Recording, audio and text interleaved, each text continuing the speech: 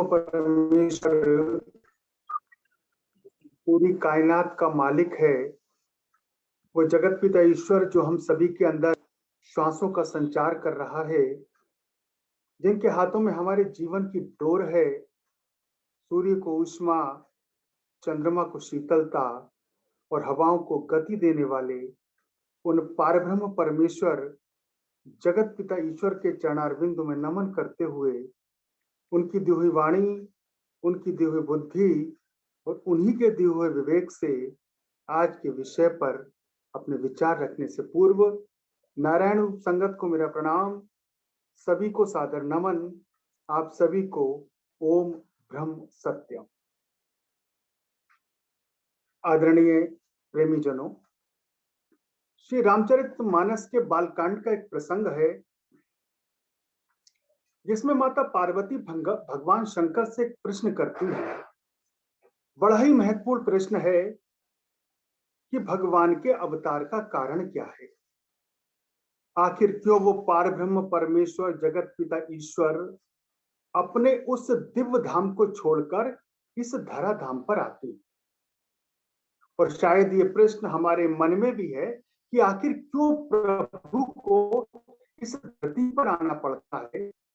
एक बार नहीं, बार बार प्रभु इस धरा धाम पर आई हैं, तो प्रभु के इस धरा धाम पर आने का, उनके अवतार का कारण क्या है। तो भगवान शंकर माता पार्वती के इस प्रश्न का उत्तर देते हुए भगवान के अवतार का कारण बताते हुए कहते हैं कि जब जब होए धर्म की हानि, बाढ़ही असुर अधम अभिमानी, करही अनीति जाय नहीं वरनी, सीधही विप्र धेनु सुर धरणी, तब तब प्रभुधर विविध शरीरा, हरे कृपा निधि सज्जन पीरा।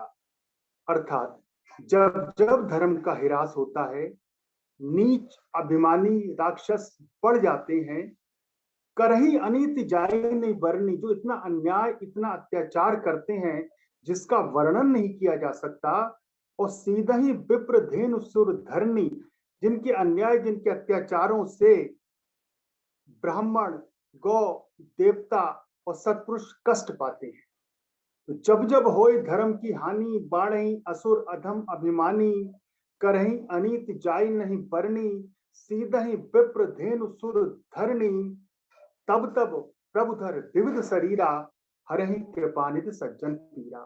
तब तब वे कृपानिधान प्रभु भांति भांति के दिव्य शरीर को धारण कर सज्जनों की पीड़ा हरते हैं, अपने भक्तों के कष्टों का निवारण करते हैं, और इस धरा पर जो दुख व्याप्त है उसको हरते हैं, अधर्म को मिटाकर धर्म की स्थापना करते हैं। भगवान के अवतार का कारण जो भगवान शंकर माता पार्वती को बता रहे हैं, वो अधर्म को मिटाकर धर्म की स्थापना के लिए भगवान का अवतार होता है।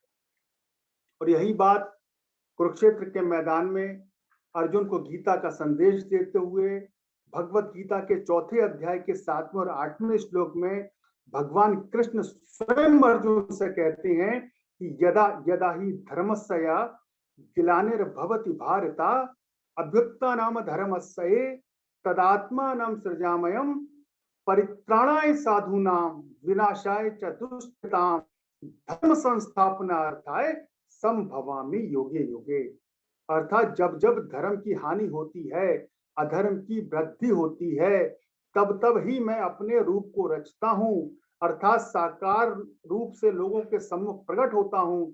और परित्राणाय साधूनां विनाशाय च दुष्कृतां, अर्थात साधु पुरुषों का उद्धार करने के लिए, पाप कर्म करने वालों का विनाश करने के लिए, धर्म संस्थापना अर्थाय संभवामि युगे युगे, और धर्म को अच्छी तरह से स्थापित करने के लिए मैं युगों युगों में प्रकट होता हूं। देखिए, 2 युग, 2 काल, 2 अलग अलग संदर्भ, पर बात दोनों में एक। प्रभु के अवतार का कारण केवल और केवल अधर्म को मिटाकर धर्म की स्थापना करना, धर्म का प्रचार करना। अब सवाल उठता है, वो धर्म जिसकी हानि, जिसका हिरास, वो ईश्वर, वो परमेश्वर भी नहीं देखते। अधर्म बढ़ने पर, धर्म को की स्थापना करने पर वो अपने दिव्य धाम को छोड़कर इस धरा धाम पर आते हैं, बार बार आते हैं। और एक भरोसा दिया है कि संभवामि युगे युगे, किसी भी युग में जब कभी भी ऐसा होगा, जब कभी भी अधर्म बढ़ेगा, मैं अधर्म को मिटाने के लिए, धर्म की स्थापना करने के लिए पुनः पुनः इस धराधाम पर आऊंगा। तो सवाल उठता है, वो धर्म आखिर है क्या? माला जपना, तिलक लगाना, गेरुए वस्त्र पहनना, तीर्थों पे जाना, धार्मिक कर्म कांड करना, मंदिर में दिए जलाना, मस्जिद में नमाज पढ़ना, गुरुद्वारा में गुरबाणी का पाठ करना, गिरजाघर में कैंडल जलाकर प्रिय प्रार्थना करना, कीर्तन करना, जागरण करना, शोभा यात्रा निकालना, संगम में स्नान करना, गंगा स्नान करना, यही धर्म है या धर्म इससे कुछ हटकर है? अगर भगवान अधर्म को मिटाने के लिए पृथ्वी पर आते हैं, धर्म की स्थापना करने के लिए आते हैं, तो वो वास्तविक धर्म है क्या? वास्तविक धर्म और रिवाजक धर्म है क्या?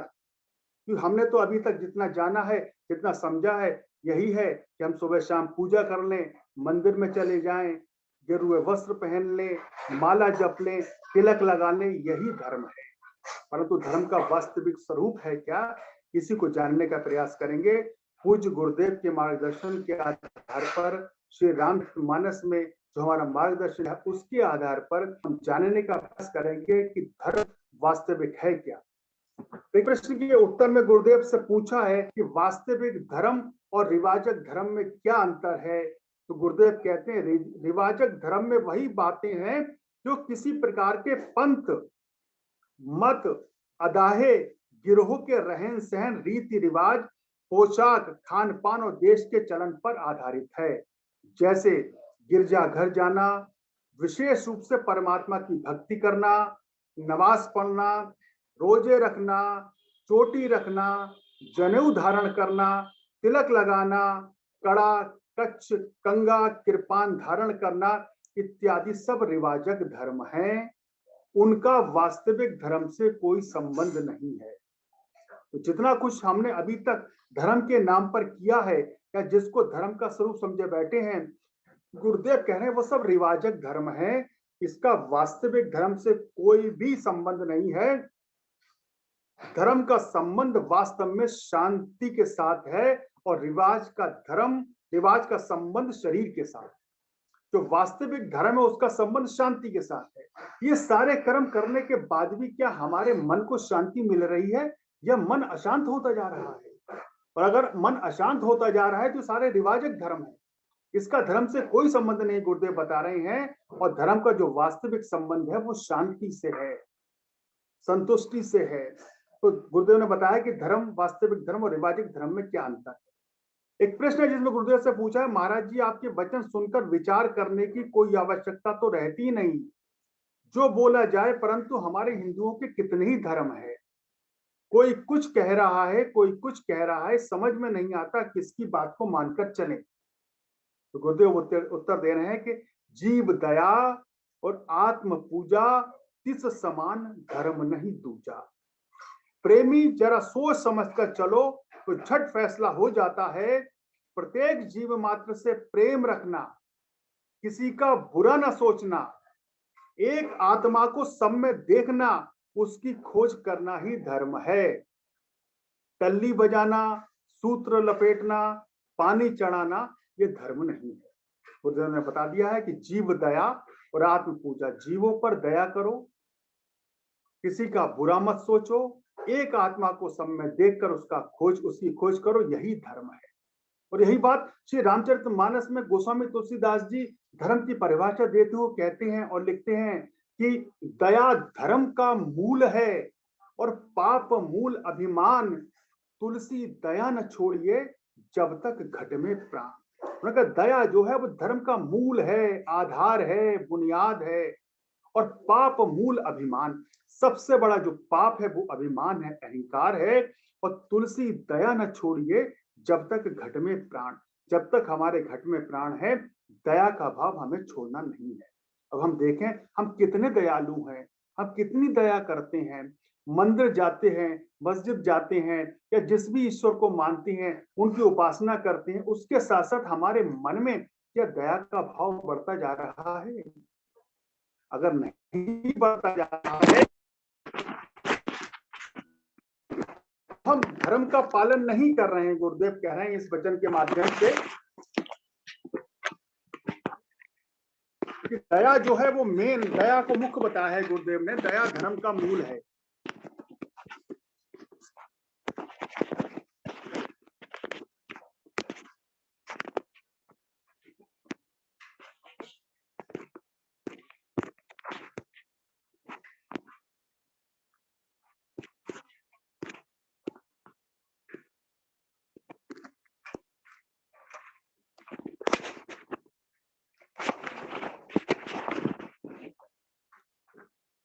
दया को गुरुदेव ने मूल बताया है, आधार गोस्वामी तुलसीदास जी ने आधार बताया है। एक और चौपाई है जिसमें गोस्वामी तुलसीदास जी कहते हैं कि परहित सरिस धर्म नहीं भाई और पर पीड़ा सम नहीं अधम।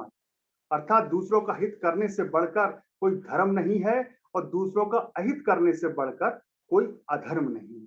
इसमें गोस्वामी तुलसीदास जी ने बिल्कुल नहीं लिखा, बिल्कुल नहीं कहा कि हित करने वाला चाहे वो राम को मानने वाला हो, रहीम को मानने वाला हो, नानक को मानने वाला हो या ईसा को मानने वाला हो, चाहे वो मंदिर जाने वाला हो, मस्जिद जाने वाला हो, गिरजाघर या गुरुद्वारे में जाने वाला हो, लेकिन परहित सरिस दूसरों का हित करना सबसे बड़ा धर्म बताया है और दूसरों का अहित करने को सबसे बड़ा अधर्म बताया है।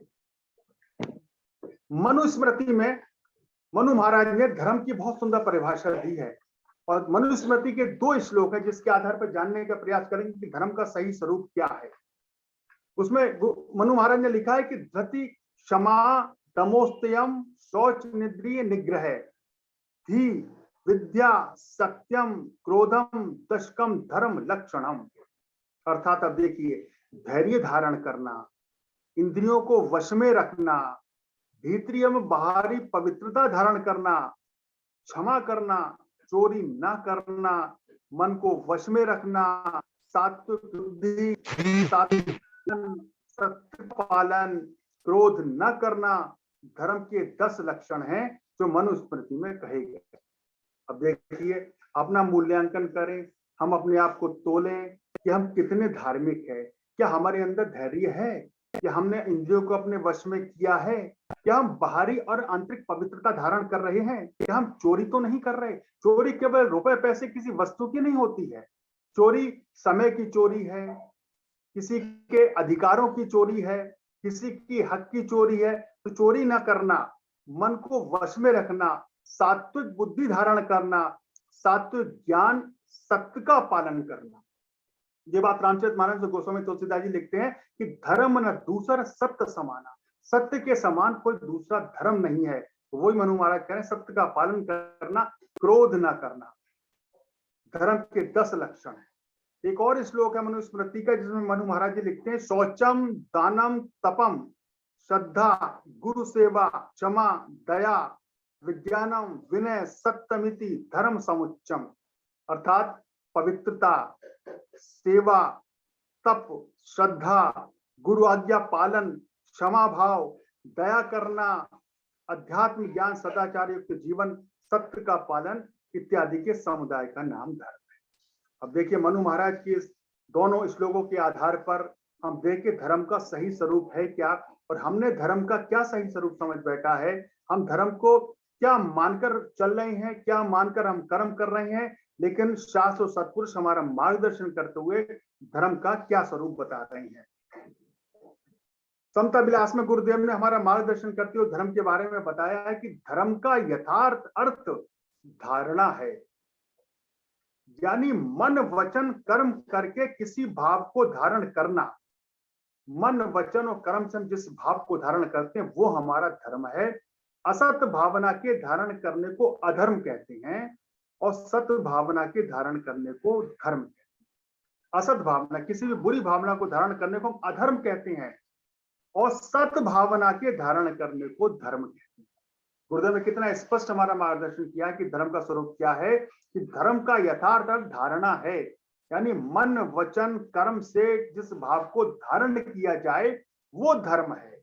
असत भावना के धारण करने को हम अधर्म कहते हैं और सत भावना के धारण करने को धर्म कहते हैं। वास्तविकता भी यही कि धर्म एक बहुप्रचारित शब्द है। यह अपने वास्तविक और प्रचलित अर्थों में अलग अलग अर्थों का बोध कराता है। साधारण बोलचाल में हम धर्म शब्द का अर्थ किसी भी संप्रदाय विशेष से लगा लेते हैं, जैसे हिंदू धर्म, मुस्लिम धर्म, सिख धर्म या ईसाई धर्म। किंतु धर्म का ये अर्थ वास्तविकता से बहुत दूर है और बहुत ही साधारण अर्थों में प्रयुक्त किया जाता है। धर्म का शाब्दिक दृष्टि से जो अर्थ है वो धारण करना, धारण अथवा स्वभाव, व्यक्ति अथवा वस्तु का व्यक्तिगत धर्म है। तो विभिन्न धार्मिक कर्म कांडों को ही धर्म मानकर हम जो कर्म कांड करते हैं, पूजा करते हैं, अर्चना करते हैं, इसको धर्म मानकर हम प्रायः साधन को साध्य मानने की भूल कर रखते हैं। ये जो हमारे विभिन्न धार्मिक कर्म कांड है, ये साधन है धर्म पर चलने के लिए, धर्म को अपनाने के लिए, धर्म के मार्ग का पालन करने के लिए। वास्तविकता में ये साधन है, पर इसको हम साध्य, इसको हम धर्म समझे बैठे हैं और इसको धर्म समझ करके अपने जीवन में जो भी कर्म करते हैं, जो भी धार्मिक कर्म करते हैं, उसी को धर्म मान लेते हैं। लेकिन गुरुदेव कह रहे हैं कि धर्म का अर्थ धारणा है। अच्छे भाव को धारण करने को धर्म कहते हैं और बुरे भाव को, बुरे विचारों को, बुरी आदतों को धारण करने को अधर्म कहते हैं। अगला वचन है गुरुदेव जिसमें कह रहे हैं कि समता धर्म यानी बुद्धि का समभाव में स्थित हो जाना। बड़ी महत्वपूर्ण बात है। गुरुदेव ने ये कई जगह इस बात को प्रयोग किया, बताया कि बुद्धि का समभाव में स्थित हो जाना अर्थात तमाम कामना और कल्पना से आजाद हो जाना, अपने निज स्वरूप यानी आत्मानंद में प्रवेश कर जाना, जन्म और मरण के भय से मुक्त होकर अपने अंतर्विक के सत्स्वरूप में लीन हो जाना। ये अवस्था ही पूर्ण धर्म का स्वरूप है। सब महापुरुषों की ये इंतहाई तहकीकात है। उन्होंने इस अवस्था को प्राप्त होने की खातिर अनेक प्रकार की साधना को प्रकट करके धर्म स्वरूप को प्रकाश किया है, यानी सत्कर्म, सत विचार, सत विश्वास, सत पुरुषार्थ, सत्संग और बंधन मुक्त भेद का निर्णय किया है। इस प्रकार जो धर्म के स्वरूप को जानने वाला है, हृदय से इन शुभ गुणों का निध्यासी भी है, वो ही समता धर्म अखंड शांति को प्राप्त होगा। ये गुरुदेव ने स्पष्ट बताया है कि बुद्धि का संभाव में स्थित हो जाना, तमाम कामना कल्पना से आजाद हो जाना, अपने निज स्वरूप यानी आत्मानंद में प्रवेश करना। तो देखिए, 3-4 उदाहरणों के माध्यम से सत्पुरुषों के मार्गदर्शन के आधार पर हमने ये जानने का प्रयास किया कि धर्म का सही और वास्तविक स्वरूप क्या है। एक प्रसंग रामायण तो भरी हुई रामायण में बताया गया है कि धर्म वास्तविक है क्या। स्वामी विवेकानंद जी ने भी कहा है, religion is the realisation of God, अर्थात ईश्वर की प्रत्यक्ष अनुभूति ही धर्म है। रामायण का एक प्रसंग है बहुत ही सुंदर, जिसमें धर्म को हम अच्छी तरह से समझ सकते हैं उसके माध्यम से। रामचरितमानस में भी है, पर इसका वर्णन पंडित राधेश्याम जी ने, कथावाचक पंडित राधेश्याम जी ने अपनी रामायण में बहुत सुंदर किया है। प्रसंग उस समय का है जब लक्ष्मण की शक्ति लगी है। विभीषण के कहने पर हनुमान जी सुषण वध को लंका से लेकर आए हैं। भगवान राम सुषण वध से प्रार्थना कर रहे हैं, निवेदन कर रहे हैं कि लक्ष्मण का उपचार करें, लक्ष्मण को इस पीड़ा से मुक्त करें। सुषण वध जो अपने मन में सोचते हैं कि राम तो रघुवंशी हैं, धर्म के पालक हैं, धर्म के मार्ग पर चलने वाले हैं, आज इनकी परीक्षा लेते हैं कि संकट की घड़ी में भी क्या धर्म का पालन कर रहे हैं या धर्म को छोड़ते हैं। तो सुषण वैद्य भगवान राम से प्रश्न करते हैं, भगवान राम उनसे प्रार्थना कर रहे हैं कि वो लक्ष्मण का उपचार करें, लक्ष्मण को इस पीड़ा से मुक्ति दिलाएं। तो सुषण वैद्य भगवान राम से कहते हैं कि मैं वैद्य दशानन के घर का किस तरह आपका काम करूं, अनुचित होगा यदि लंका पति के बैरी को आराम करूं, जिसमें प्रत्यक्ष बुराई है, कैसे वो कर्म किया जाए। हे राम, क्या आज्ञा देते हो इस समय अधर्म किया जाए। बड़ी ईमानदारी से पूछा हुआ एक प्रश्न। या आप कह रहे हैं कि लक्ष्मण का उपचार करूं? मैं तो दशानन के घर का वैद्य हूं, रावण के घर का वैद्य हूं। रावण से आपकी शत्रुता चल रही है, आप शत्रु पक्ष के हैं। मेरे लिए उचित नहीं है कि मैं अपने जो राजा का बैरी है, शत्रु, उसको आराम दूं, उसका उपचार करूं। तो जिसमें प्रत्यक्ष बुराई है, कैसे वो कर्म किया जाए। हे राम, की आज्ञा देते हो इस समय अधर्म किया जाए। तो प्रभु राम, इसमें तो प्रत्यक्ष बुराई है, मेरे लिए तो ये अधर्म है लक्ष्मण का उपचार करना, तो आपकी क्या आज्ञा है, क्या मैं इस अधर्म का पालन करूं? अब आगे प्रभु राम क्या कहते हैं कि इतना सुनकर, इतना सुनते ही चौंक कर बोल उठे रघुराय कि धर्म छोड़ने की कभी राम न देगा राय। प्रभु राम कहते हैं कि वैद्यराज, अगर आपको ये लग रहा है कि लक्ष्मण का उपचार करने में आप अधर्म का पालन कर रहे हैं, लक्ष्मण का उपचार करने में आप ये धर्म का हिरास हो रहा है, धर्म की हानि हो रही है, तो ऐसा करने के लिए राम आपको कभी राय नहीं देगा। अब भगवान राम क्या कहते हैं? कहते हैं कि जिस धर्म हेतु निज राज गया, श्री पितृ देव का मरण हुआ, जिस धर्म हेतु प्रिय भरत छूटा, सीता प्यारी का हरण हुआ, उस धर्म सत्य पर लक्ष्मण भी यदि मर जाए तो मर जाए, पर आवाज यही होगी अपनी, हाँ धर्म नहीं जाने पाए। भगवान राम कहते हैं वैद्यराज, आप कहते हैं कि आप अधर्म का पालन कर रहे हैं, आपके धर्म का हिरास हो रहा है, तो जिस धर्म का पालन करने के लिए, जिस धर्म की मर्यादा को भंग होने से बचाने के लिए मेरा अयोध्या का राज मुझसे चला गया, मेरे वियोग में मेरे पिता का स्वर्गवास हो गया, जिस धर्म की मर्यादा को बचाने के लिए, जिस धर्म की रक्षा के लिए मेरा प्राणों से भी प्यारा भाई भरत छूट गया, मेरी पत्नी का हरण हुआ है, उस धर्म सत्य पर लक्ष्मण भी यदि मर जाए तो मर जाए, उस धर्म की मर्यादा को बचाने के लिए, उस धर्म की रक्षा के लिए, उस धर्म के मार्ग पर चलने के लिए लक्ष्मण के प्राण भी जाते हैं तो जाएं, पर आवाज यही होगी अपनी, हाँ धर्म नहीं जाने पाए। जितना आवश्यक, जितना महत्वपूर्ण मेरे लिए मेरा धर्म है, उतना ही महत्वपूर्ण, उतना ही आवश्यक आपके लिए आपका धर्म है। अगर आपको लग रहा है कि लक्ष्मण को उपचार करने में आपके धर्म की मर्यादा भंग हो रही है, तो लक्ष्मण के प्राण जाने दीजिए, आप लक्ष्मण का उपचार न कीजिए। तो देखिए कितने संकट में है राम, रावण से युद्ध चल रहा है, सीता का हरण हो चुका है, लक्ष्मण मूर्छित हैं, ऐसे में किसी का भी धैर्य, किसी का भी संयम जवाब दे सकता है, कोई भी अपने पथ से दिख सकता है। राम चाहे तो बलपूर्वक भी क्षण वैद्य से लक्ष्मण का उपचार करा सकते हैं, पर राम हैं जो धर्म से कोई समझौता करने को तैयार नहीं है, लक्ष्मण के प्राणों की बाजी भी लगाने को तैयार हैं, पर धर्म से कोई समझौता करने के लिए तैयार नहीं है। अब सवाल उठता है, भगवान राम किस धर्म की बात कर रहे हैं? माला जपना, तिलक लगाना, गेरुए वस्त्र पहनना, तीर्थों में जाना, संगम में स्नान करना, देवी जागरण करना, प्रदोष व्रत करना, भगवान सत्यनारायण की कथा करना, या विभिन्न प्रकार के कर्म कांड करना, इन सारे कर्मों के लिए तो राम ने अयोध्या नहीं छोड़ी थी, इन सारे कर्मों के लिए तो राम का वनवास नहीं हुआ था, इन सारे कर्मों की वजह से तो सीता का हरण नहीं हुआ था, इन सारे कर्मों की वजह से रावण से युद्ध नहीं चल रहा है। अब सवाल उठता है, यहाँ भगवान राम किस धर्म की बात कर रहे हैं? भगवान राम यहाँ किसी रिवाजक धर्म की बात नहीं कर रहे हैं, भगवान राम या वास्तविक धर्म की बात कर रहे हैं। वो धर्म धारणा, सत्य भावना के धारण को धर्म कहते हैं, असत भावना के धारण को अधर्म कहते हैं। वो सत भावना एक पुत्र का एक कर्तव्य है कि माता पिता की आज्ञा का पालन करना, चाहे उस आज्ञा में हित हो या अहित हो। भगवान राम ने उस माता पिता की आज्ञा का पालन करते हुए तो अयोध्या के राज सिंहासन को ठुकराकर 14 वर्षों के वनवास को गले लगाया था। भगवान राम यहाँ किस धर्म की बात करते हैं?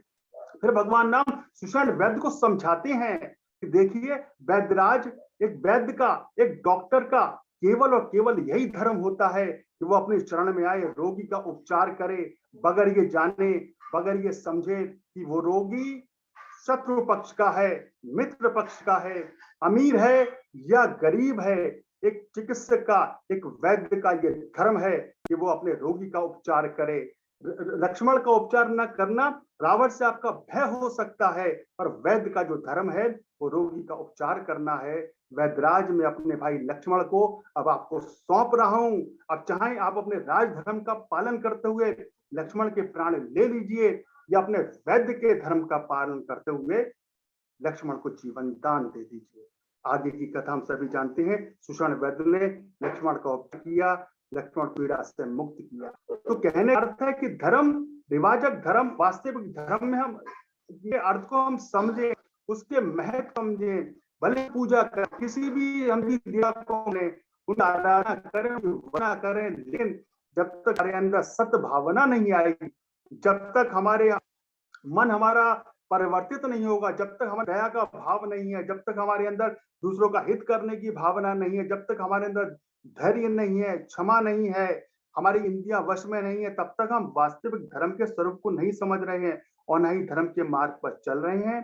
तो इन मार्गदर्शन के आधार पर, पूज्य गुरुदेव के मार्गदर्शन के आधार पर, रामचरितमानस के मार्गदर्शन के आधार पर, मनु महाराज जी के मार्गदर्शन के आधार पर यदि हम धर्म के अर्थ को समझें, धर्म के मार्ग पर चलें, तो निश्चित ही हमारा कल्याण होगा और धर्म को हम अच्छी तरह से धारण कर पाएंगे। अंत में भगवत गीता के 18वें अध्याय का 66वां श्लोक, जो गीता के सबसे महत्वपूर्ण श्लोकों में से एक है, इसमें भगवान कृष्ण अर्जुन से कहते हैं कि सर्व धर्मानि परित्यज्य मामेकं शरणं व्रज अहत्वा सर्व पापेभ्यो क्षयं मामुष्या। अर्थात तू संपूर्ण धर्मों को अर्थात संपूर्ण कर्तव्य कर्मों को मुझ में त्याग कर तू केवल एक मुझ सर्वशक्तिमान परमेश्वर की शरण में आ जा, मैं तुझे संपूर्ण पापों से मुक्त कर दूंगा, तू शोक मत कर। तो हम शास्त्रों के आधार पर जो धर्म का स्वरूप बताया है उसको अपने जीवन में धारण करें, तो निश्चित ही हम कल्याण के मार्ग पर चलेंगे, प्रगति के मार्ग पर चलेंगे। सर्वशक्तिमान परमात्मा हमारे संकल्पों में, हमारी आध्यात्मिक उन्नति, हमारी आध्यात्मिक प्रगति में हमारा सहायक हो। इसी मनोकामना के साथ मैं अपनी वाणी को विराम देता हूँ। ओम ब्रह्म सत्यम सर्व